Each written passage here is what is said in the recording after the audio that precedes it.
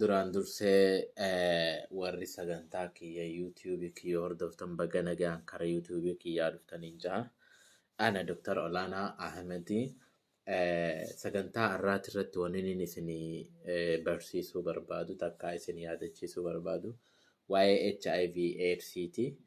HIV AIDS jechuun maal jechuudha? HIV'n akkamitti dabra? HIV akkamitti ofirraa ittisuu dandeenya? Yaada jedhu irrattiin xiqqoo hubannoo akka argattan isiniin godhuu barbaada. Maaliif dhukkubni kun hedduu dhoohisaadhaan uummata keenya waan miidhaa jiruudhaaf jechuudha. HIV jechuun Human Immunovirus'idha. Vaayirasiin dhukkuba kana fidu retrovirus kan jedhamu. Vaayirasiin dhukkuba kana fidu jechuudha. Retrovirus'idha.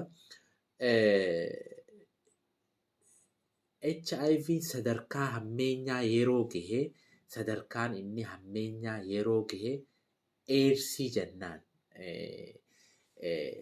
The last stage of HIV ka jedhamu jechuudha. Gizee sadarkaa hammeenyaa gahe jechuudha.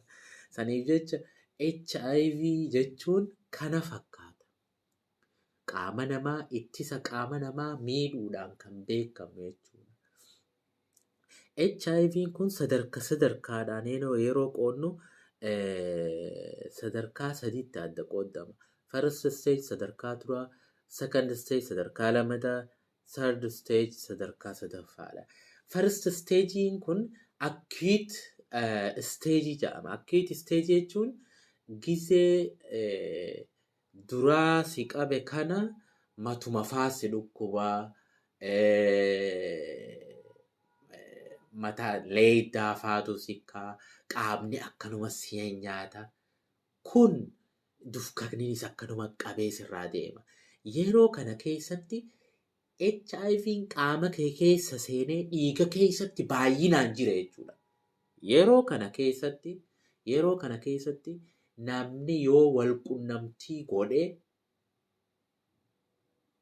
nama kaanitti yeroo baay'inaan dabarsuu danda'u jechuudha.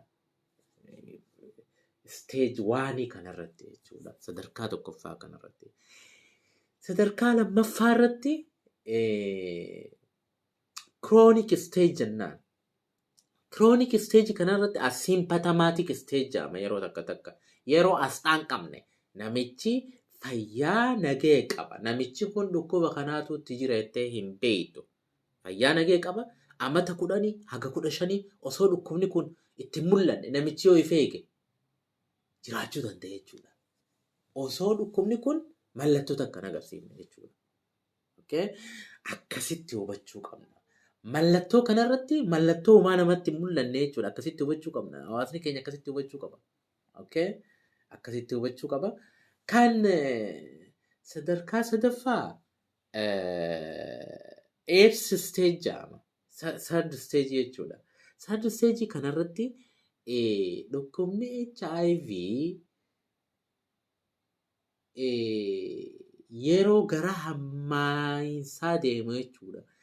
Qaamni bakka mudaamuddii harkaatii fi mudaamuddii mormaa, mudaamuddii miilaa kun cuftin itootti qaama saalaa irratti waa bahuu danda'a. Qaamni nama mammadaa'uu danda'a. Wasting syndrome qaamni nama qallachuu danda'a. Sombi nama qabuu danda'a. Kaansarii nama qabuu danda'a. Qufaa adda dhaabbanne nu qabuu danda'a. Sooriyaasis jedhanii dhukkuba kalloo adda addaa nu qabuu danda'a. Kaansarii kaappoosii sarkoomaa jedhanii nu qabuu danda'a. Harka 100 harki 80 dhukkubni sombaa nu qabuu danda'a jechuudha. Extra pulmonary TB jechuudha. Akkasumatti illee ammaasiis qufaa adda hin PCP jedhanii nimokaarnii nimooniyaa jedhanii nu qaba jechuudha. Kun sadarkaa hammeenyaati jechuudha. Kun irra guddaa gizee CD4 yookaan CD4 T lymphocytes ka jedhamu kan dhukkuba ittisuudhaan beekamu qaama keenya keessaa yeroo gadi bu'e jechuudha. Kun nutti mul'ata jechuudha. Kana akkasitti hubachuu qabna. Dhukkubni HIV kana fakkaata jechuudha. Akkamiin namatti dabra dhukkubni HIV? Dhukkubni HIV qara sibiilaa, haaduu, marfee namni dhukkuba kanaan qabame yoo namni nagaatti fayyadame jechuudha. Kana hubachuu qabna. Kanaan dabra. Lamata namni dhiiga qabu namni dhukkuba kana qabu dhiiga nama dhukkuba hin qabneef yoo kanne jechuudha osoo maramarin. Sadaffaa akkasumatti ilmoorraa gara haadharraa gara ilmoo yoo dubartiin takka garaa qabaatte dabruu danda'e jechuudha. Yoo dawaa mana hakimaa dhaltee dawaa hin fudhanne achitti jechuudha. Kaan wal qunnamtii naafa saalaatiin dabra jechuudha dhukkubni kun. Kan irra guddaa hayyoonni fayyaa akkam jedhan dhukkuba kana ofirraa ittisuudhaaf takka wal qunnamtii saalaatirraa dhaabbachuu. Lamada wal amanuu. Wal amanuu jechuun be faithful wal amantiidhaan jiraachuu jechuudha. Isa duubatti yookaan isiinis isa duubatti inninis isii duubatti wal qunnamtii waan wal amananii hojii jiraachuu jechuudha. Sadaffaa koondoomii fayyadamaa ja'a. Kana prevention yookaan akkatti ofirraa dhorkan irratti yeroo laalluun isin hima. Kana fakkaata jechuudha akkitti dabru. Akkamiin ofirraa dhorkina? Dhukkubni kun eegannoo akkitti akka nu qabee beekne takka yeroo wal fuudhuu deemnu keessaafuu hawaasni keenya rakkinni guddaan bakki jiru kan yeroo wal fuudhuu deemnu dhiiga kanninee VCT Volunteer Counseling and Testing fadhii irratti kan hundaa'e dhiiga keenya qorachiisuu qabna jechuudha. Dhiiga keenya qorannee yoo dhukkubarraa bilisa taane achii booda wal fuudhu jechuudha. Wal fuudhuu eega dhukkubni nu qabe jechuudha. Kan biroo koondoomii fayyadamuu. Yoo danda'ame wal qunnamtii saalaa godhuu irraa dhaabbachuu jechuudha.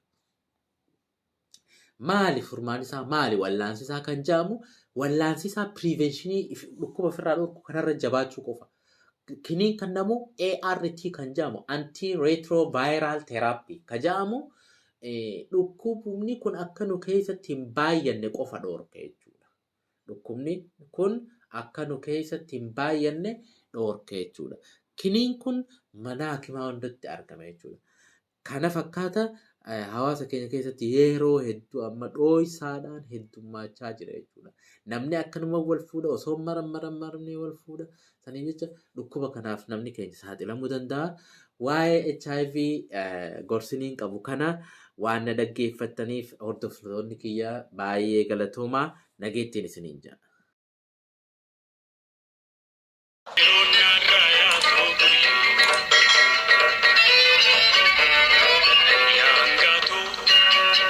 Éxito.